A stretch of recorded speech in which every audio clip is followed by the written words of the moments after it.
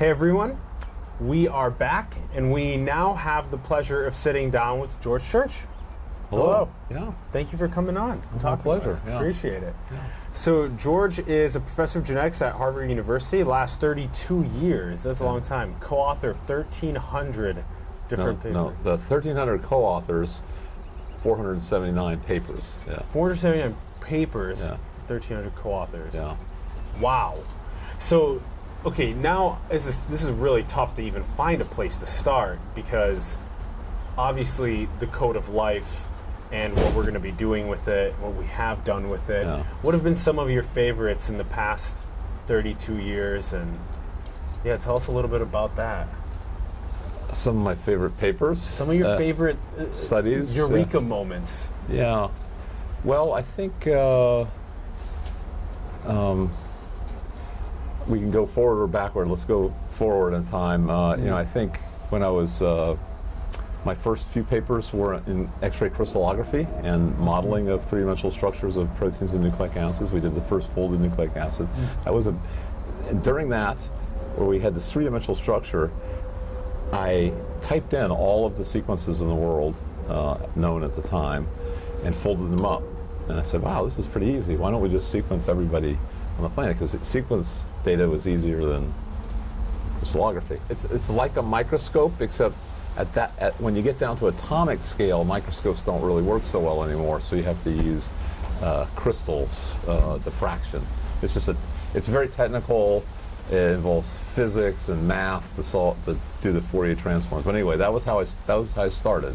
Because you can use an electron microscope until a certain point. You can't really do the atomic resolution of proteins that way. Certainly couldn't back then. Here, each atom kind of stands out. It's very clear. It's the best you can do so far. And what did you learn from that? That was sort of 74 to 77. I was doing that, and those were my first 5 papers. And you were able to see actual proteins. And the first folded nucleic acids. So the nucleic acids are often just a long string of A's, G's, and P's. But then they fold up and they have functions. And for example, functions in the genetic code. So that particular start got me started on thinking about reading the genomes of everything on the planet. And it started me thinking about the genetic code, because this was the crux of the genetic code was in this molecule. And I've been doing, those have been 2 of the themes for 40 years. Yeah. So then, as you decided to get really enthralled with the code of all different things and the genetics of all different things, what else along the way did you go, oh, I want to study this, I want to look into this? Yeah. Well, so the code is basically every cell in your body has 6 billion base pairs. Bacteria have much fewer.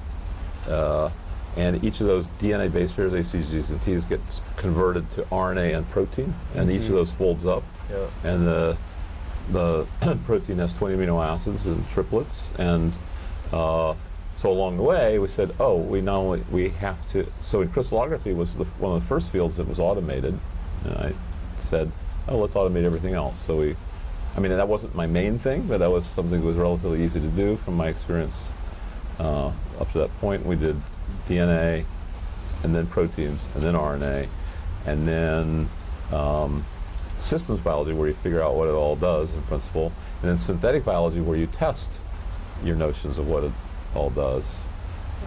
And that's kind of the phase we're in right now. Almost everything we do is about reading and writing complex biological systems, ranging from the atomic level to the organs, organisms, and even ecosystems. And genomics is one of these very versatile tools that you can use at all kinds of scales. It's really amazing to hear about people that have studied this their entire lives, because you've been studying this longer than I've been alive. Yeah. And that is amazing, because this is an exploding area of research and importance into figuring out how we can model our world more symbiotically with what biology has already produced. So how about some more of these epic takeaways over the last couple decades? So after those first 5 crystallography papers, I switched to Wally Gilbert's lab in molecular biology, and started working on a new sequencing method that we called genomic sequencing, which then led to a whole series of other sequencing methods that just kept mutating. And during that period of time, we essentially brought the cost of sequencing down by 10 million fold. So think of, of anything that you currently possess being 10 million times cheaper. Most of them you would not buy 10 million times as much of it. So you wouldn't buy 10 million cars or 10 million cell phones. And that at first that sounds like a threat, that if you drop something by 10 million fold, you're only going to drop your profit, not actually. But in the case of DNA sequencing, there seems to be an insatiable appetite, and we're probably consuming 100 million or 1 billion times as much, even though it's a lot cheaper, or because it's a lot cheaper. So that was an extremely elastic market, and which is fortunate, and it will continue to drop. And was that the method of the saliva, separating the DNA from the saliva and then marking it? Well, you can get DNA sequencing is a completely generic method. You can use it for soil, you can use it for plants, you can use it for people, saliva, blood, tissue. You can use it for forensics. You can use it for ancient DNA. It's one of these generic. It's like tools. It's kind of like a computer. You can use a computer for thousands of different uses. But your method was? Mine was for all of those. They have been basic methods that you can use for all these different. And then in some cases, my lab was the first to apply it to some of these things. But the core technology could be applied to more things than any one lab could do. You're up to some pretty cool stuff now. Do you want to teach us about that? Sure. Yeah. You want to start with something in particular, or just want me to start? Yeah, you start. Well, so see, most recently we've figured out ways to do genome engineering, genome editing, or writing, depending on how you want to. All pretty much the same concept. You need to be able to read the genome in order to write it. So the revolution in reading and writing go together. We've used that to engineer the genomes of pigs so that they're compatible with, their organs are compatible with our body for transplantation, and those are starting to go into preclinical trials. And then we're working on aging reversal, similar kind of strategy using gene therapy-like strategy, or for introducing genes that could be made at a higher level in order to reverse the loss of the gene expression over time. And we're testing those in pre-aged mice and pre-aged dogs, and the first product will be in dogs. We are working on a way that we can make any organism resistant to all viruses by changing the genetic code. So that tRNA that I worked on as a teenager, if you can get rid of one of those tRNAs, there might be 30 or 40 tRNAs in the cell that each decodes a different part of the code. If you can get rid of one of them in such a way that doesn't hurt the host, then the viruses can't make proteins, can't replicate. And Let's so we've start already unpacking a couple of those. Sure. So with the first one, with organs, is what about growing organs or Right. So we're doing printing? that as well. You are as well. Okay. Right, And so with so is there a golden key to the organs, to what is most optimal for replacing a heart or replacing a liver? One that's maybe better than the other methods? Well, we won't know probably until one of them is in routine use. But the pigs have the advantage that it's very easy to grow up pigs. I mean, we already do it for food. Yeah. And you can probably harvest about a dozen different organs from one pig. So that's very cost effective. We don't yet know how to make a complex organ in the lab from, say, human parts. In principle, human would be more compatible, but we're getting to the point where we're already getting so-called universal transplants that you can do from any human to any other, or to any human, without having have to find a perfect match the way it's currently practiced. And with a pig, is this taking a in vitro of a pig? No. The way we do the pig is we have a pig that's engineered to be compatible, and then at the time of multiple human surgeries, you just take the appropriate organs out and move them into the human. That's the just the way you would for human to human. You have a fully functional heart, you move it into a patient that needs a heart or a liver or a kidney, and so forth. Okay, but we're doing just a straight pig DNA into human. Pig DNA. How pig does it organ. Pig Take organ. A pig heart. Yeah. The pig heart the whole pig has been engineered to be human compatible, but you just take the whole heart out, beating, and put it into the human. And how is the pig engineered, DNA-wise, to be compatible with the human? The pig is engineered so that its cell surface has the right carbohydrates on it, the right sugars. Proteins have to be not alarming to the immune system. There's coagulation and other blood components that have to be made compatible. So there's and they have to be made so that they don't have any viruses.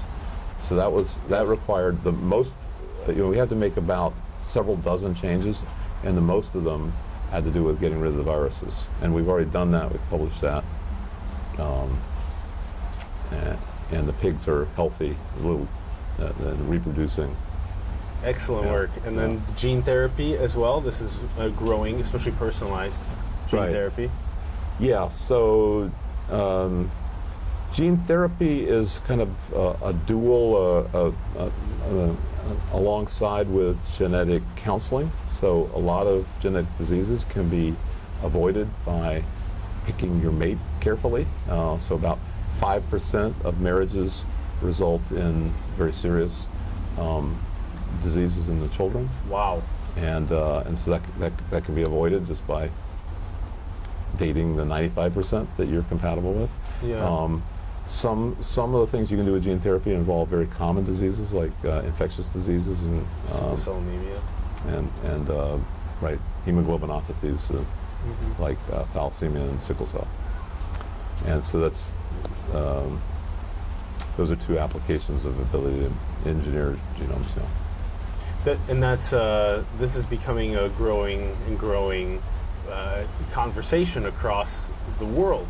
Is what do we do as we start tweaking the human body? Are we running longitudinal tests, as in is it affecting other aspects of our body if we make these tweaks? Yeah. And is it going to keep us in good health down the line, even if we make this tweak? Because we do want to eradicate disease, it eradicates suffering, that's really important. Yeah.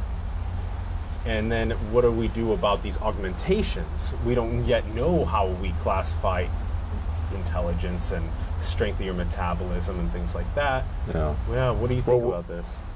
I don't think we're actually afraid of augmentation, in the sense that vaccines produce an augmented. Yeah. We're augmented relative to our ancestors. I think we can and should worry about things like inequitable distribution of augmentation. Absolutely. So if the vaccines were only available to the rich, that wouldn't be good. Absolutely. But smallpox is completely eliminated worldwide. Yes, so equity is one thing we should worry about. Another one is long-term consequences that go beyond the time frame of the FDA approval or EMA. Exactly. We need to worry about incompatibility, between one kind of genetic engineering and another. But if most of the emphasis is on taking the best allele, an existing allele that's very common in the population. But that brings us to the fourth concern, which is we don't all want to be the same. We want to have a diverse population, especially when it comes to neural diversity. Neural diversity, Yeah, so we don't want to all become the same. So I think if we address all those very thoughtfully and with dialogue among all the parts of society, we reduce the problems. We don't eliminate them. So how do we figure out how to work together? Because what would that look like to you, an optimal way for civilization to work together on genetic engineering to where we're collaborating across the world? Well, and we're not hurting each other along the way. Yeah, I think that medicine, in a certain sense, offers the possibility that we stop hurting each other, at least, or reduce it a bit. Yeah. Because a lot of that is due to inequity, to poverty, and to psychiatric disorders that people don't necessarily want to have. I think we want neurodiversity, but you want to be able to choose whether you're chronically angry or chronically depressed and so forth. And those kind of things, less poverty or no poverty, and less psychiatric disorders that are out of our control, would probably lead to more sharing, healthy international relations. It's probably not a panacea, but could be a big part of the solution. Yeah. Now, how we get there, I don't think we necessarily have to share radically before that moment. Okay. I think just a few people acting unilaterally, it can make a huge change in the world. Just one really great innovation, and it will spread all by itself. Capitalism is a terrific way of sharing.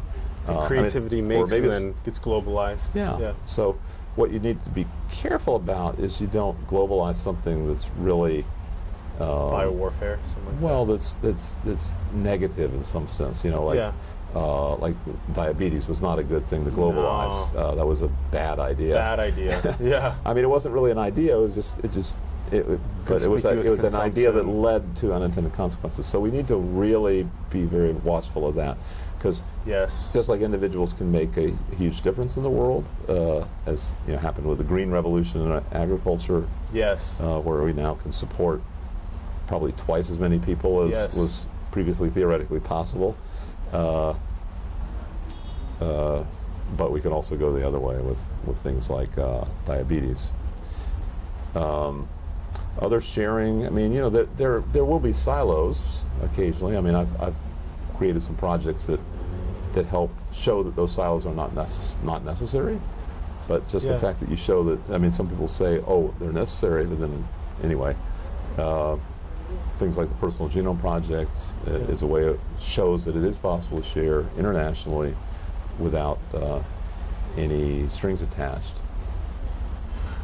It's a very complicated, multivariate issue, and I think to be able to work alongside people like you around the world is going to be a really important way to bring some maybe ethics and some philosophy into the geopolitical conversations. Mm-hmm. So I hope that gets done. Okay, well, we're trying, We'll try. Okay, how about, would you say that the essence of being able to pick when being healthy as long as you want, is that essence keeping your homeostatic capacity at age 15 until you're 80 or longer? Is that kind of the essence of it? That's one way of looking at it. I mean, I don't know, I can't guarantee our current notions about aging reversal and longevity will be intact after the revolution that we're going through, but probably some of that is close enough to true. Cool. I think that bowhead whales live 100 times as long as mice do. That's somehow programmed into the way their bodies are built and the code in the DNA. So, but we're not limited to natural. We can go to unnatural levels of aging reversal. There's nothing in physics that prevents this, because we're a far from equilibrium chemical system where we're just burning fuel to repair. And so just like you can repair a house for millennia, you can repair a body for millennia if you put energy in. Yeah, and these little tweaks along the way to restore ourselves back to... I don't think we're going to learn how to do it I don't think we learn that much from natural systems. I mean, other than inspiration for it, but it's an engineering problem, right? You know, I mean, we might be inspired that, oh, that mountain lasted a long time, so I'll build my building like that mountain out of granite or something, right? But you don't. But there are engineering principles about exactly how much granite you need so it doesn't get knocked over by an earthquake and things like that. That you don't necessarily learn that by looking at the mountain. The same thing with human bodies. As somebody that is very thoughtful, Yeah. I can tell you spend a good amount of time contemplating what you're doing to better humanity with what you're doing. Are you concerned with the end of the middle class and the exacerbation of wealth inequality exacerbated by IT? Well, I'm concerned about everything. I'm particularly concerned about equity. A huge fraction of my lab over the 32 years has been dedicated to safety and lowering costs. If something's unsafe, the poor suffer the most. If something, we've lowered the cost of sequencing 10 million fold. We'd like to do that for all sorts of things that impact health and education.